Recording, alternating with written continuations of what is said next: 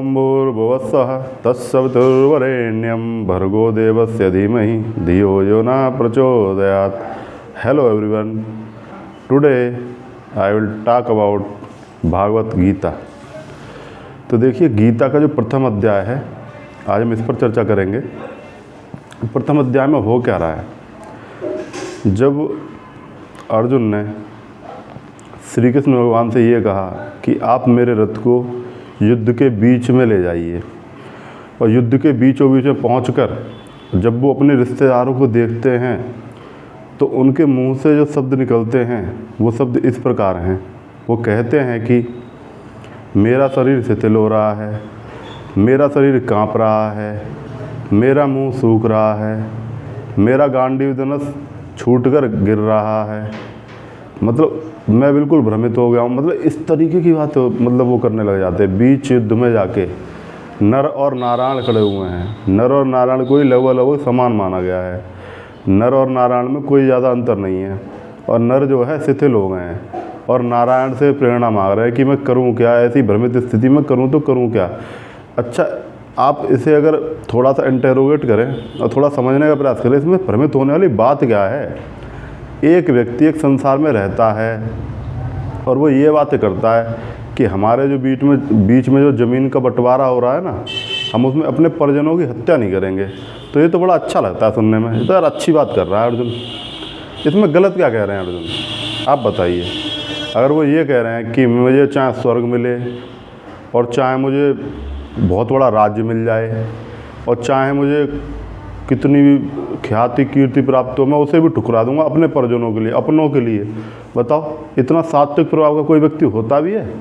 तो यहाँ पर तो बहुत अच्छी बातें कर रहे हैं। और श्री कृष्ण भगवान कह रहे हैं युद्ध कर, युद्ध कर। और इस बात को मतलब आसार बना के बड़े बड़े महान दार्शनिकों ने या फिर बड़े बड़े फिलोसफरों ने, जिनमें से बाल गंगाधर तिलक हुए, उन्होंने ये आदर बना लिया कि गीता एक धर्म प्रधान ग्रंथ नहीं है, एक कर्म प्रधान ग्रंथ है।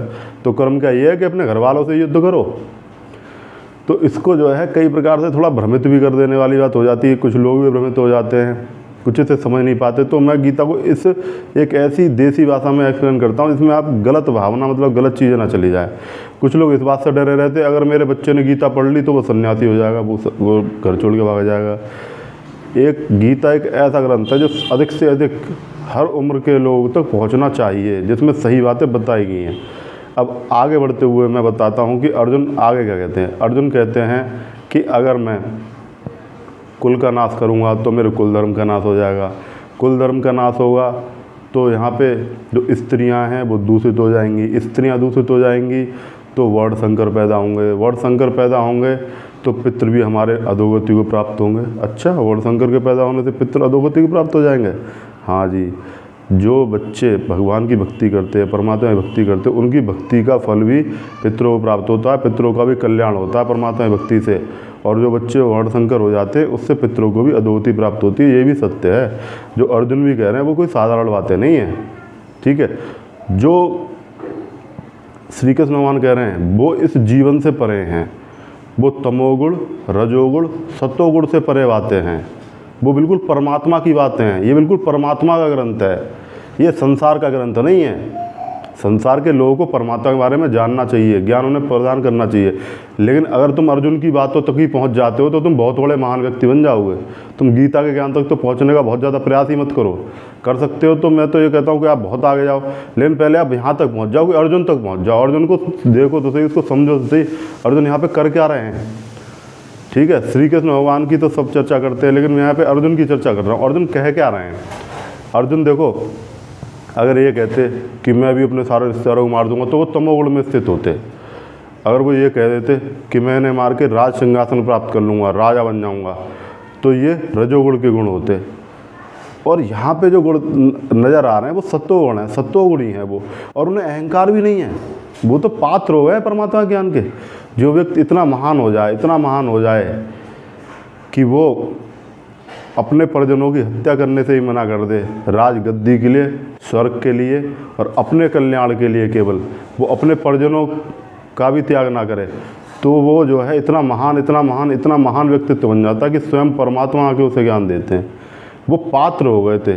आप भले ही इतने योग्य ना बने, लेकिन आप पात्र बने। जब आप पात्र बन जाते हैं ना, स्वयं परमात्मा आपको ज्ञान देने आते हैं, तब उनको वो देखो, आई रिपीट, तमोगुण की सीढ़ी पार कर चुके हैं, रजोगुण की सीढ़ी पार कर चुके हैं, सत्वगुण में अटके हुए हैं। तो जो माया है वो त्रिगुणात्मिका माया है।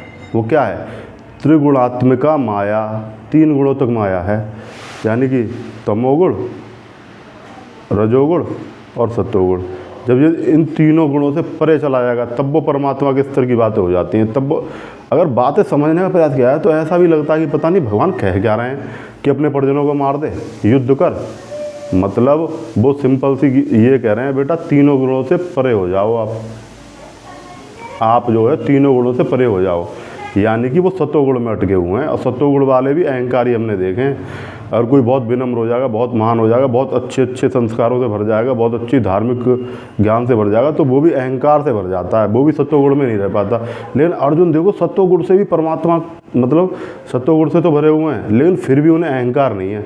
क्योंकि ये बातें कहते कहते हुए लास्ट में बिल्कुल सितर और हार मानकर वो अपने गांडीव को रख के रथ के पीछे जाके दौड़ जाते हैं, रथ के पीछे जाके बैठ जाते हैं। मतलब समझ रहे हो, इतना ज्ञानी, मतलब इतना कम ज्ञानी नहीं है अर्जुन, इतने ज्ञानी, इतने योद्धा, इतने बड़े धनुर्धर, और इतना सब कुछ जानते हुए वो, मतलब और इतने अच्छे गुरु। श्री कृष्ण गुरु किसे प्राप्त होते हैं? हम तो अगर दिया लेके पूरे विश्व में ढूंढेंगे तो हमें श्री कृष्ण गुरु नहीं प्राप्त होंगे। वो कितना महान व्यक्ति होगा, जैसे स्वयं श्री कृष्ण गुरु के रूप में प्राप्त हुए, वो बहुत महान थे।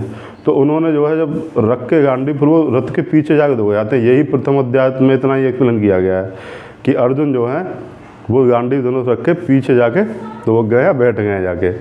तो मतलब वो हार गए हैं क्या? वो शिथिल हो गए हैं क्या? और फिर मैंने भी ऐसे पहले वीडियो बनाया कि व्यक्ति बिल्कुल हार जाए, बिल्कुल शिथिल हो जाए, जैसे बिल्कुल ही इस बात का ज्ञान ना रहे कि मुझे करना क्या है, मैं बिल्कुल फंस चुका हूँ, मैं भ्रमित हो चुका हूँ। तो फिर लास्ट फिर ऑप्शन बचता, परमात्मा की शरण में जाओ। फिर बाद में अर्जुन जाते हैं, अर्जुन जो है श्री कृष्ण भगवान को अपना सर्वोपरि मान के उनकी शरण में जाते हैं। तब श्री कृष्ण भगवान अपनी बातों से उन्हें त्रिगुणात्मिका माया के भंवर से परे करते हुए परमात्मा का ज्ञान देते हैं।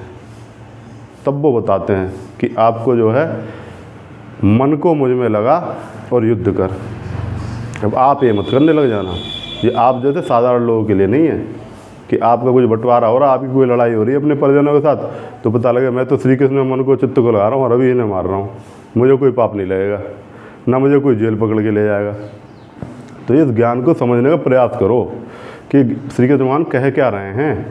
श्री कृष्ण भगवान इस बात को प्रूव कर रहे हैं कि जिसका चित्त, जिसका मन जो है, जिसकी अंतर भावना जो है गलत नहीं होती, तो जिसकी भावना पवित्र है। और पता है जब जब अर्जुन जो है बाण चला रहे हैं ना बीच बतावा पे, तो उनके आंसुओं की धारा बह रही है। एक एक बाण पे रोते जा रहे हैं, बाण चलाते जा रहे हैं, आंसू बहाते जा रहे हैं। मतलब आंसू बह रहे हैं और बाण चल रहे हैं, आंसू बह रहे हैं, बाण चल रहे हैं। यानी कि वो चलाना नहीं चाहते, लेकिन उन्हें क्या है, गुरु की आज्ञा हो गई, गुरु की आज्ञा को उल्लंघन कैसे कर सकते हैं? तो मतलब वो तो करते ही हैं, पर उन्हें भी फिर उससे परे चले जाते हैं, क्योंकि उनकी मोह ममता को नष्ट करना था।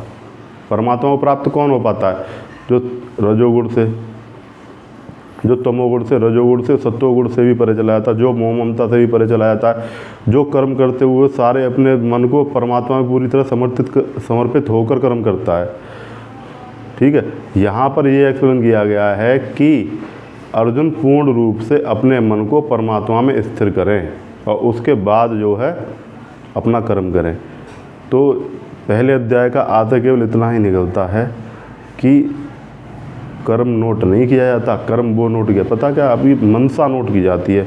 आप किसी जज के पास जाओगे ना, किसी भी कोर्ट केस में जाओगे, किसी भी आप कोर्ट केस में फंसोगे, तो वहाँ पे ये देखी जाती है इस मुजरिम की मनसा क्या थी, तो इस ये धारा लग रही है, इस पर ये धारा लग रही है, मतलब मनसा देखी जाती है। तो इसमें भी यही होता है, जो गीता का ज्ञान है इसमें भी ये देखा कि आपकी मनसा कैसी है, आपका मन पवित्र होना चाहिए।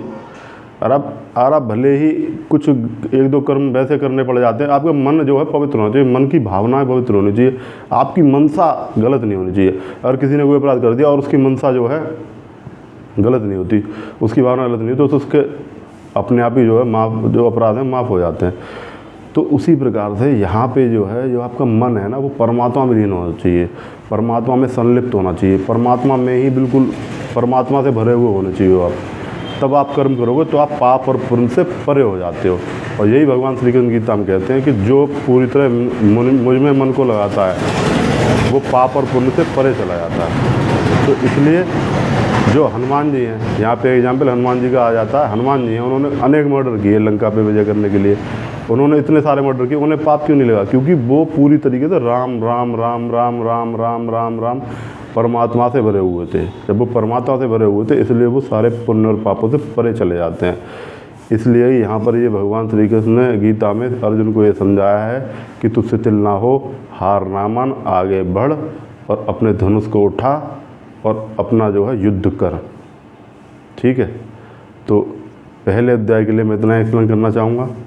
Thank you, have a nice day. अगर किसी के कोई प्रश्न होते हैं तो मैं और बेहतर वीडियोस बनाने की कोशिश करूँगा। लाइक और सब्सक्राइब बहुत कम है और बहुत कम रिस्पांस आ रहा है, इसलिए मेरे वीडियोस में छोटे और कम बन रहे हैं। लेकिन जैसे ही आपका सपोर्ट मिलेगा मैं और ज़्यादा बेहतर वीडियोस बनाऊँगा। Thank you, have a nice day.